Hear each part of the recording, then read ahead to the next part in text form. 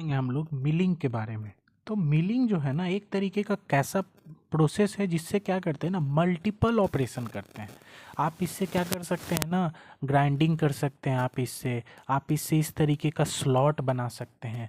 आप इस तरीके का ऊपर वाला इतना दूर का ये जो सरफेस है ना, ये सरफेस इसको आप रिमूव कर सकते हैं। तो बहुत सारे ऑपरेशन कर सकते हैं। इसके साइड में इतना दूर ऐसे ये वाला जो है ना, ये लेंथ इतना साइड में रिमूव कर सकते हैं। तो मिलिंग जो है ना एक मल्टीपल ऑपरेशन प्रोसेस है, ठीक है।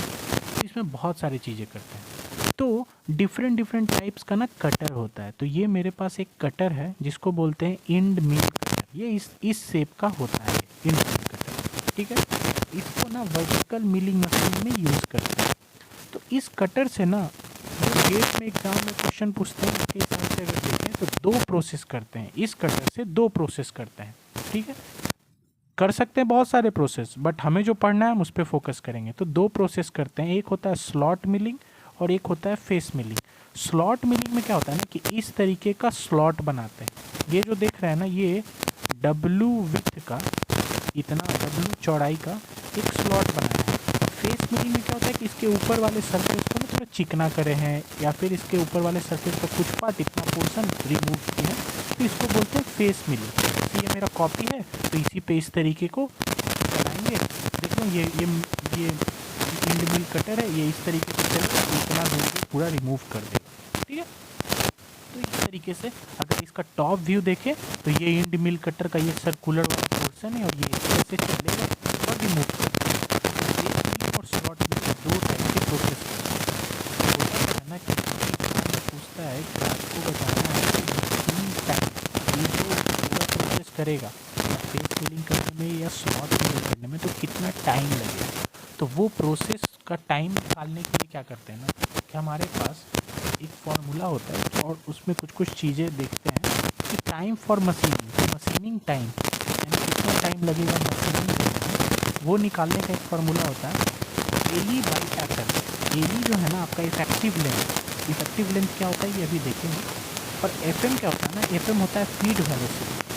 या तो ये एफएम आपको क्वेश्चन में दिया हुआ रहेगा, नहीं तो आप एफएम निकाल सकते हैं इस फार्मूले से, ठीक है। ये जो फार्मूला है ना एफ टी जेड एम, सब चीज़ क्या डिनोट कर रहा है बारी बारी से देखते हैं। एफ टी जो है ना वो डिनोट करता है फीड पर टूथ, ठीक है। इसमें बहुत सारे बात लगे होते हैं, तो पर टूथ आप कितना फीड दे रहे हैं।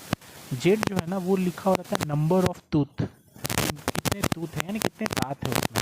और इन मतलब होता है आरपीएम ऑफ कटर, कि आपका जो कटर है ना वो कितने आरपीएम से मूव कर रहा है। तो या तो फीड वेलोसिटी दिया हुआ रहेगा, या फिर ये आपको तीनों का वैल्यू दिया रहेगा। इन तीनों को मल्टीप्लाई करके आप फीड वेलोसिटी निकाल दीजिएगा, ठीक है।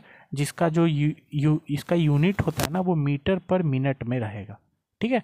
यानी आप जब इस तीनों को मल्टीप्लाई कीजिएगा तो वो भी मीटर पर मिनट में आएगा, ठीक है। अब देखिए अब क्या होता है ना, अब आते हैं, ये तो एफएम समझ गए, फीड वेलोसिटी दिया हुआ रहेगा तो सही है, और नहीं दिया रहेगा तो निकाल लेंगे। अब इफेक्टिव लेंथ को देखते हैं कि इफेक्टिव लेंथ क्या होता है। तो इफेक्टिव लेंथ का मतलब होता है कि आपका जो कटर है ना वो कितना दूर चला है। तो अगर इसको हम अगर गौर से देखना चाहें तो देखिए, ये जो कटर यहाँ से स्टार्ट हुआ है, अगर इसके पूरे सरफेस को, इसके पूरे फेस को अगर मिलिंग करना है ना, तो ये इतना दूर हल्का आगे इसको चलना पड़ेगा। ये जो एक्स देख रहे हैं ना, ये एक्स जो कि एरो से बना हुआ है, इतना दूर इसको आगे चलना पड़ेगा। और इसी एक्स को बोलते हैं कंपल्सरी अलाउंस, कि इतना अलाउंस आपको देना ही होगा, तभी आप इसका पूरा सरफेस काट पाइएगा, ठीक है। अब देखिए, अब इफेक्टिव लेंथ कैसे निकालते हैं। जो इफेक्टिव लेंथ है ना वो निकालते हैं जो एक्चुअल लेंथ है आपका, ये जो है ना, ये अगर ये सरफेस है, इसका लेंथ कितना है एल, तो इफेक्टिव लेंथ निकालेंगे एल, और प्लस ये जो कंपलसरी अलाउंस आप दिए हैं एक्स, वो भी आपको ऐड करना पड़ेगा। तो इफेक्टिव लेंथ मतलब है कि टोटल मिलिंग जो है ना, ये जो कटर है ये टोटल कितना लेंथ चला है, तो एक्स।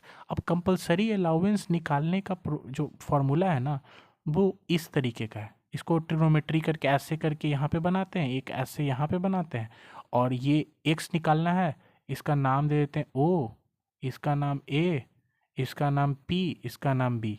तो कंपलसरी अलाउंस कैसे निकालिएगा, एक्स जो निकालिएगा वो ऐसे निकालिएगा O P minus P A, ठीक है। तो ओपी में पूरा पी ए माइनस कीजिएगा तो आ जाएगा। तो ये जब फॉर्मूला डिराइव कीजिएगा तो कंपलसरी अलाउंस इतना आता है, 1/2 d minus root under d square minus डब्ल्यू स्क्वायर, जहाँ पे डी जो है ना आपका डायामीटर ऑफ कटर है, मतलब ये जो कटर है ना इसका डायामीटर, ठीक है। If this is a cutter तो इसका ये जो है ना ये इसका डायामीटर है, और width of the work piece, और डब्लू क्या है, डब्लू है आपका जो चौड़ाई है आपके वर्क पीस का वो, ठीक है, यानी ये पूरा चौड़ाई। तो ये जो कंपलसरी अलाउंस ये कब यूज कीजिएगा, जब हमको इंड मिल कटर फेस मिलिंग करेगा, मतलब ऊपर में फेस पे चलेगा तो। लेकिन अगर स्लॉट मिलिंग के लिए देखें, अगर स्लॉट मिलिंग के लिए कंपलसरी अलाउंस को देखें तो गौर से देखिए, ये इस तरीके का स्लॉट बनाएंगे। तो इस तरीके का जो स्लॉट बनाएंगे तो ये मान लीजिए कटर का सर्कुलर पोर्शन है, तो जितना स्लॉट का विथ है, जितना स्लॉट का चौड़ाई है उतना ही तो डायमीटर ऑफ कटर होगा। जब इस पे आप कटर को घुमाइएगा तो जितना बड़ा डायमीटर होगा कटर का उतना ही चौड़ा ये स्लॉट बनेगा, ठीक है, क्योंकि इसी पे ऐसे पास होगा।